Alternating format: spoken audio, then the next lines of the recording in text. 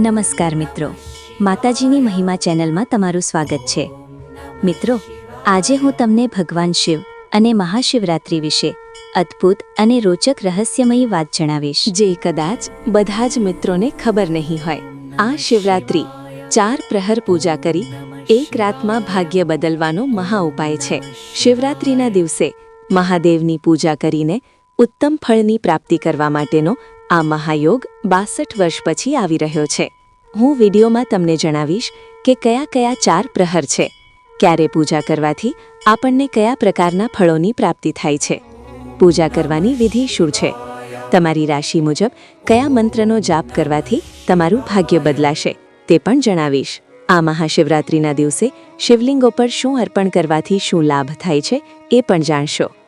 તો મિત્રો, તમને વિનંતી છે કે આ માહિતીને પૂરેપૂરી સાંભળી મહાદેવના આશીર્વાદ મેળવો અને વિડીયોને લાઇક કરી ચેનલને સબસ્ક્રાઇબ કરશો.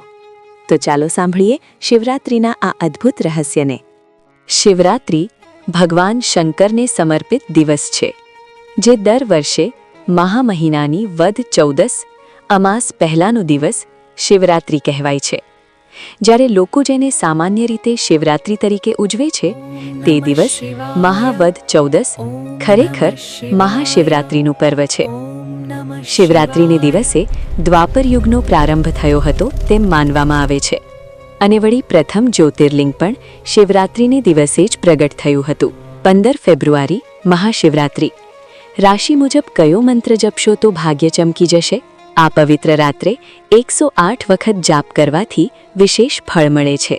મેષ રાશિ. મંત્ર ઓમ નમઃ શિવાય. ફળ ગ્રહ દોષ શાંત, ક્રોધ નિયંત્રણ, આત્મવિશ્વાસ વધારો. વૃષભ રાશિ. મંત્ર ઓમ સમ સદાશિવાય નમઃ.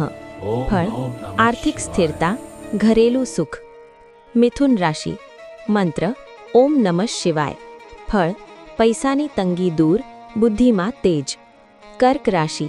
મંત્ર ઓમ સોમનાથાય નમઃ. ફળ માન સન્માન, કારકિર્દીમાં સફળતા. સિંહ રાશિ. મંત્ર મહામૃત્યુંજય મંત્ર. ફળ મનોકામના પૂર્ણ, આરોગ્ય અને તેજ.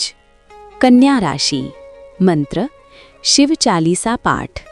ફળ ભય અને અશાંતિ દૂર. તુલા રાશિ. મંત્ર શિવ સહસ્રનામાવલી. ફળ આર્થિક અને સામાજિક પ્રગતિ. વૃશ્ચિક રાશિ. મંત્ર ઓમ શિવ પાર્વત્યય નમઃ. ફળ દાંપત્ય સુખ, તણાવથી રાહત. ધનુ રાશિ. મંત્ર ઓમ નમઃ શિવાય. ફળ ભાગ્યોદય, નવા અવસર. મકર રાશિ. મંત્ર ઓમ શિવાય નમઃ.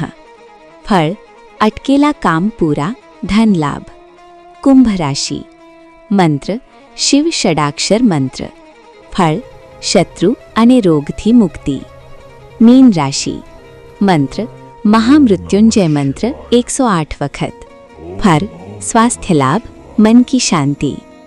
ખૂબ જ જરૂરી અને અગત્યનો, રાત્રિના 4 પ્રહરમાં જાપ કરશો તો વધુ ફળ પ્રાપ્ત થશે. બિલ્વપત્ર, કાચું દૂધ અને જળ અર્પણ કરવું ખૂબ જ શુભ છે. 108 વખત જાપ અનિવાર્ય માનવામાં આવે છે. મહાશિવરાત્રિ 4 પ્રહર પૂજા. એક રાતમાં ભાગ્ય બદલવાનો મહાલવાનો મહા ઉપાય. 62 વર્ષ પછી આવ્યો મહાસંયોગ. વિધિ અને ફળ.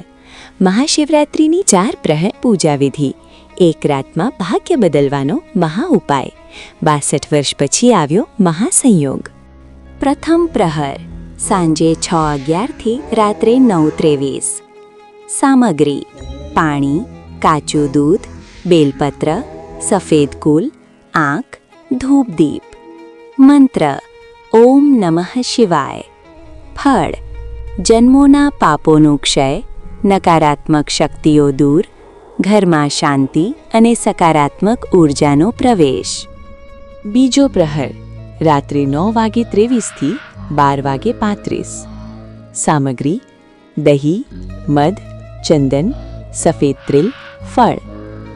મંત્ર ઓમ નમો ભગવતે રુદ્રાય. ફળ લાંબા સમયથી ચાલતા રોગોમાં રાહત, મનમાં અદ્ભુત શાંતિ, દાંપત્ય અને પરિવાર સુખમાં વૃદ્ધિ.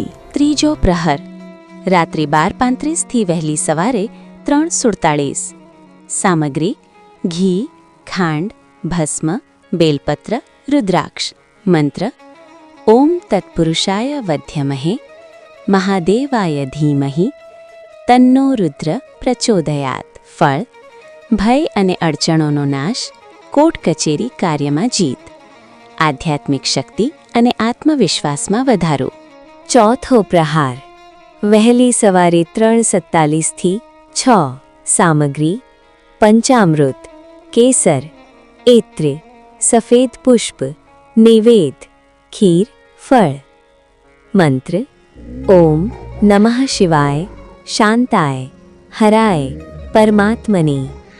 ફળ: અટકેલી ઈચ્છાઓ પૂર્ણઘન, સફળતા અને પ્રતિષ્ઠામાં વૃદ્ધિ. આખા વર્ષ માટે ભગવાન શિવની વિશેષ કૃપા પ્રાપ્ત થાય છે.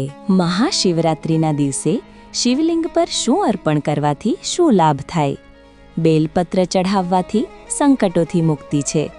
ખાંડ ચઢાવવાથી સુખ અને સૌભાગ્ય પ્રાપ્ત થાય છે. ધતૂરો ચઢાવવાથી સંતાન સુખ મળે છે. દૂધ ચઢાવવાથી મનની શાંતિ મળે છે.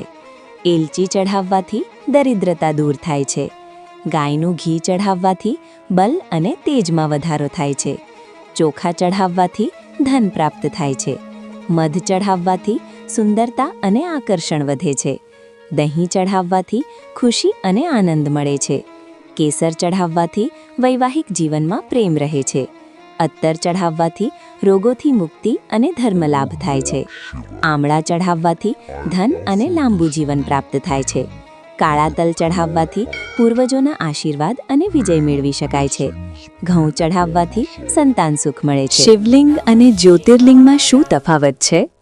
શિવલિંગ ભગવાન શિવનું પ્રતિકાત્મક સ્વરૂપ છે, જે પથ્થર, માટી અથવા ધાતુમાંથી બનાવેલું હોઈ શકે છે અને તેને કોઈપણ શિવ મંદિરમાં અથવા ઘરમાં પૂજા માટે સ્થાપિત કરી શકાય છે. શિવલિંગ શિવની શક્તિ, સર્જન અને ચેતનાનું પ્રતીક માનવામાં આવે છે અને ભાવપૂર્વક તેની ઉપાસના કરવાથી શિવકૃપા પ્રાપ્ત થાય છે. જ્યોતિર્લિંગ ભગવાન શિવનું અત્યંત પવિત્ર અને દિવ્ય સ્વરૂપ છે, જે સ્વયંભૂ પ્રકાશ રૂપે પ્રગટ થયેલું માનવામાં આવે છે.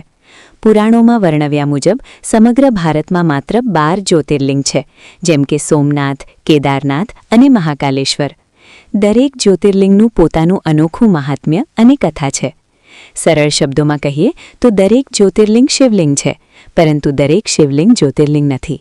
છતાં શિવલિંગ હોય કે જ્યોતિર્લિંગ, સાચા ભાવથી કરેલી પૂજા ભગવાન શિવ સુધી જરૂર પહોંચે છે. મંદિર ઉપર ગુંબજ કેમ હોય છે? ઘર જેવી ફ્લેટ છત કેમ નથી? કારણ સરળ છે. મંદિર ઘર નથી, ઊર્જા કેન્દ્ર છે, એટલે બંનેનો આકાર એકસરખો હોઈ શકે નહીં. ઘર માણસ રહેવા માટે, મંદિર ઈશ્વરનું નિવાસ પ્લસ ઊર્જાનો કેન્દ્ર. ગુંબજ શિખર ઊર્જા ખેંચે છે, શિખર આકાશ તરફ ઊભું હોય છે. તે સકારાત્મક ઊર્જા એકત્ર કરે છે. એ ઊર્જા સીધી ગર્ભગૃહ સુધી પહોંચે છે.